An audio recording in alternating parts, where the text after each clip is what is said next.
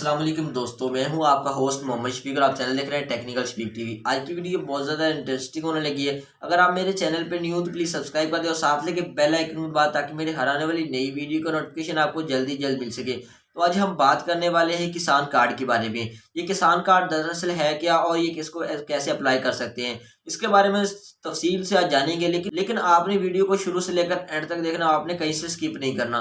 तो सबसे पहले हम बात कर लेते हैं एचबीएल का जो किसान कार्ड है, ये आप कहाँ से बनवा सकते हैं। आप किसी भी एचबीएल कनेक्ट की शॉप से आप जो है अपना कार्ड ऑर्डर कर सकते हैं और अपना वहाँ पे किसान अकाउंट ओपन करवा सकते हैं। और ये बिल्कुल फ्री ऑफ कॉस्ट है। वहाँ पे अपना आपका एटीएम भी बन जाएगा और वहाँ पे आपको बहुत सारी सहूलियात मिलेंगी, जो कि ये इमरान खान की जानब से नई अपडेट आई हुई है। एचबीएल ने ये नई किसानों के लिए ऑफर निकाली हुई, वहाँ पे आपको बहुत सारे डिस्काउंट ऑफर्स वगैरह मिल जाएंगी। तो उम्मीद करते हैं ये छोटी वीडियो अच्छी लगे मेरे चैनल को लाइक करें, सब्सक्राइब करें। मिलते हैं नेक्स्ट वीडियो में, तब तक के लिए अल्लाह हाफिज़।